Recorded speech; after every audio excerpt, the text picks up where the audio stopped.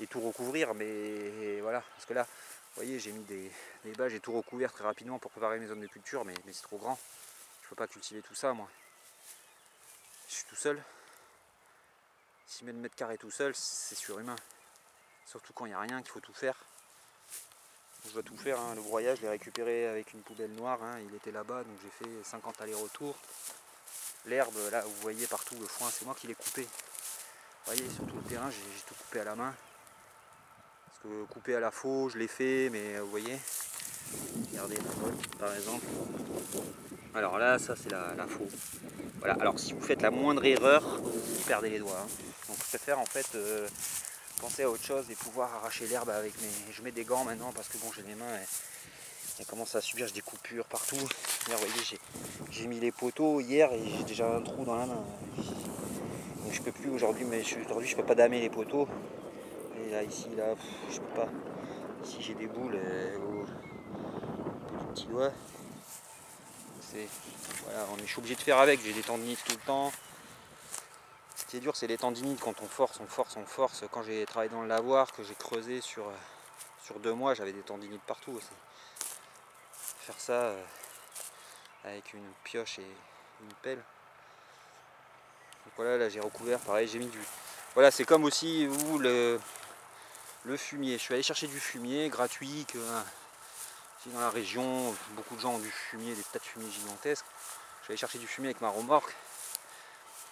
Voilà, puis j'ai mis du fumier parce que les gens me disent oui, mettez un peu de fumier, ça marche bien. Non, non, mais si vous mettez pas de fumier, vos légumes ils seront petits. Je veux dire, tout le monde met du...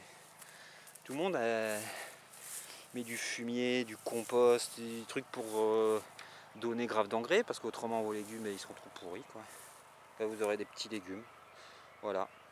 Si vous prenez, par exemple, si je fais un trou ici, voilà, vous voyez, j'enlève l'herbe, etc. J'ai cette terre là. Voilà. Bah, cette terre, vous mettez des trucs dedans. Essayez de mettre des courgettes, etc. Vous allez voir, vous allez avoir des petites courgettes. Voilà, parce que cette terre, peut-être elle est super, elle est bonne, elle est super, mais peut-être qu'elle n'est pas, elle est pas non plus hyper riche, je veux dire, en nutriments disponibles. Voilà. Vous voyez, j'ai mis des artichauts. J'ai essayé, parce que les artichauts, tout le monde en a dans la région, ils sont énormes. J'en mets, de suite, ils se sont fait attaquer. Voilà, de suite, ils se sont fait bouffer, hein, bien sûr. Vous verrez, tout ce que je mets, ça se fait bouffer, de toute façon. Voilà, donc ils sont en train quand même de repartir. Un petit peu, je les protège avec des cloches, là. Là, je vous conseille d'utiliser des... Moi, je suis pas invité comme ça, tout le temps, je garde tout mon plastique, parce que c'est vrai, si j'ai un problème, on peut quand même venir poser comme ça, quoi, pour protéger au moins de certains prédateurs, hein. Je veux dire, ça protège pas de tout, mais ça peut faire un petit peu... Voilà. Donc là, j'ai une sauge que j'ai repiquée. J'en mets partout de la sauge parce que ça pousse super bien. Voilà, pareil de la consoude, là, faut que j'aille l'arroser parce que la consoude, ça adore l'humidité, ça adore l'ombre, donc le temps qu'elle se réimplante, il faut beaucoup arroser. Voilà, ça c'est un pêcher, je crois qu'il y a 3 ans. Ah, bon, c'est bien, je teste de mettre des arbres. J'ai vu que des gens mettaient des pruniers, des pêchers au milieu de leur ligne, pourquoi pas. J'ai des petites salades qui sont en train de partir. Et je ne vais pas tarder à tout couvrir le sol là. J'ai mis des poireaux aussi. Alors les poireaux aiment les sols, j'ai vu, très... voilà, il faut beaucoup, des sols très riches, mettre beaucoup de fumier pour avoir des poireaux. Moi je suis parti regarder les poireaux, mais c'est hyper résistant par contre les poireaux. On dirait de l'herbe là, mais c'est pas de l'herbe, c'est des poireaux. Ça met très longtemps à pousser, puis après il faut les repiquer plusieurs fois. Donc moi je teste les poireaux, là j'en ai mis dans des... Je vais faire les poireaux à partir de graines parce que c'est beaucoup plus... Il faut bien comprendre que travailler à partir de graines c'est plus dur, mais alors au niveau économique c'est beaucoup mieux. Vous avez beaucoup plus de... Vous avez des milliers de graines de poireaux. Si vous achetez les pans de poireaux, ça va coûter cher. Donc voilà, là j'en suis venu à... Quand avec tous mes erreurs et mes échecs, etc. Donc c'est un peu catastrophique. Là je suis dégoûté de voir les pommes de terre là aujourd'hui. Je les avais pas vues comme ça, les pommes de terre, elles sont vraiment mal. C'est dur de voir tout ce travail pour rien. Voilà, donc là par contre, j'ai fait ma première réussite, hein, voilà. Je vais vous montrer, c'est la seule réussite que j'ai. Voilà, bon pour l'instant ça a bien marché. Vous voyez, j'ai fait quelques piquets, j'ai récupéré du bois de récup, hein, vous voyez, c'est le bois qui coupe sur toutes les bordures là-bas. Et puis moi je leur dis s'il faut me le déposer, donc ils me le déposent, ça me fait du bois gratuit. Puis voilà, après j'ai fait ça là, vite fait tos. C'est pas du travail d'orfèvre, hein. Regardez, moi je suis vite, comme je suis tout seul, il faut que je fasse vite, j'ai pas le temps, je suis pas à la retraite. Donc voilà, et donc j'ai mis les radis, vous voyez, à la volée avec du sable. Et un peu de, vous voyez, il y a tous les trucs noirs qu'on voit partout, c'est du fumier. Voilà, donc, et puis vous avez, j'ai mis des poireaux au milieu, c'est des poireaux sauvages ou perpétuels. Je sais plus, j'ai essayé poireaux, là j'ai mis poireaux, radis, carottes. Vous voyez, donc les radis ils se portent super bien, parce que là les radis, en fait, les masses, hein, vous voyez, ne peuvent pas naviguer sur le sable, donc elles peuvent pas venir me bouffer mes radis. Donc là mes radis ils ont vraiment une belle tête, vous voyez, ils sont très très beaux. Voilà, là au moins ça peut être rentable de semer du radis à la volée comme ça, d'avoir des radis. J'ai pas à repiquer 200, 300, 400 radis qui me prendraient trop de temps. J'ai mis un petit myosotis là-bas. J'aime bien les fleurs, j'en ai un peu partout. Et vous avez les primes verts aussi qui sont sortis. Ça c'est sauvage, hein, les primes verts complètement sauvages qui poussent ici. Vous voyez ce que vous avez ici, vous avez des primes verts sauvages qui poussent. De la lierre, là il n'y en a pas autour de chez moi, mais un petit, enfin il y en a à droite à gauche mais pas sur mon terrain. Voilà, une jolie prime vert ici. Vous avez un champ de pissenlit là-bas. Donc là je vais vous montrer à l'intérieur du sous-bois comment ça a évolué.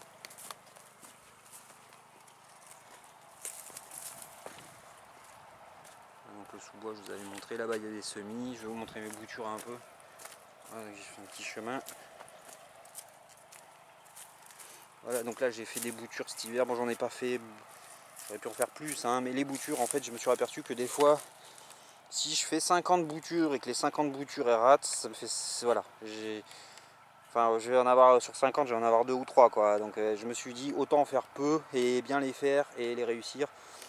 Donc vous voyez, là j'ai fait des boutures de prunier, non c'est pas prunier, c'est laurier cerise je crois. Laurier, cerise, voilà, oui, les trucs qui pour faire les haies. Voilà, donc moi j'utilise de la tourbe en général pour faire les boutures, parce que la tourbe ça marche mieux, ça reste bien humide. Ça c'est encore bien humide. Vous les mettez à l'ombre. Là je crois que c'est une myrte que j'ai trouvée pas loin dans la nature. J'ai pris un bout, j'ai essayé de faire des boutures avec, ça a marché, c'est bien. Moi, je fais que j'essaye de faire des boutures, hein, chaque année de thym, par exemple là. Romarin, lavande, immortel.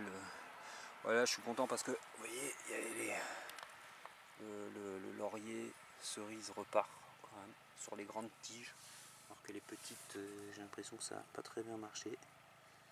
Faut tester, faire plein de tests. Voilà, parce que les boutures c'est un peu une science, je trouve inexacte, hein. Les gens disent oh regardez c'est facile, on fait ça, on fait ça, on fait ci, et puis oh ça marche. Non non, moi je suis désolé. Des fois ça marche, des fois ça marche pas. Voilà. Tu vois, un truc inexact, hein, les boutures. On ne sait pas trop pourquoi. Pourquoi certaines marchent, pourquoi certaines ne marchent pas. Vous voyez. Regardez là par exemple celle-là, hop, elle a gardé ses deux feuilles, elles sont pas jaunies, je sais pas pourquoi. Alors que par exemple, celle-là, vous voyez, elle a perdu ses feuilles. C'est les mêmes bouts, hein, je veux dire, voilà. Pourquoi sur une grande, là, celle-là, pareil, elle a ses 3 feuilles. Pourquoi celle à côté, elle est déjà en train de faire des nouvelles feuilles, on dirait qu'elle a repris. Je comprends pas. Des choses qui m'échappent. Vous voyez, pareil, il y a des tiges de romarin qui ont pris, puis d'autres qui sont morts. Pourtant, je leur donne toutes les chances dans la tourbe, hein, sous le temps humide, ça sèche jamais. Voilà, donc ici, c'est mon petit coin. Voilà, humide, je peux laisser mes plantes à l'ombre si je dois faire des boutures. C'est un peu le bordel.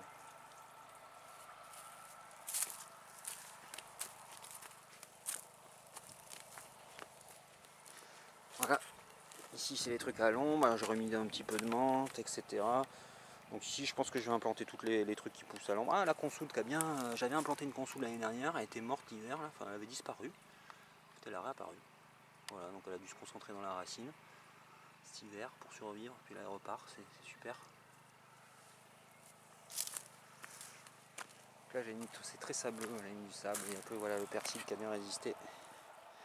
Pour ça ici je vais implanter du cerfeuil à l'ombre, ici près du point d'eau, parce que je sais que le cerf, moi j'adore le cerfeuil, surtout en soupe. Même en salade c'est pas mauvais.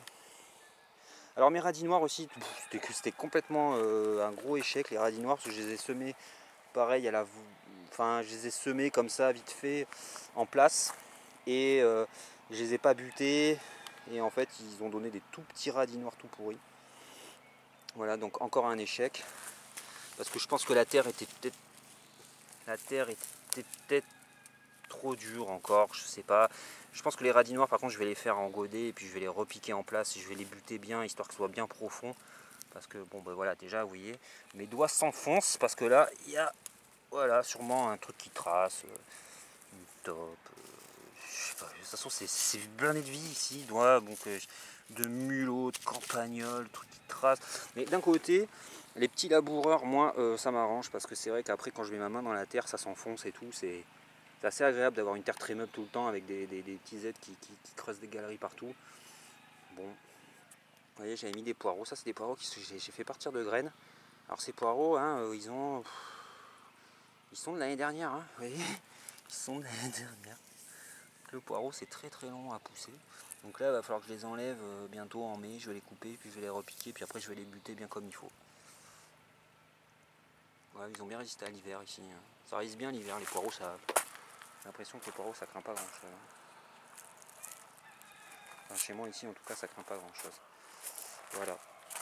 Ici je vous avais montré qu'il y avait une sauge d'ananas, ben, c'est bien, elle est bien partie. Ça c'est sympa.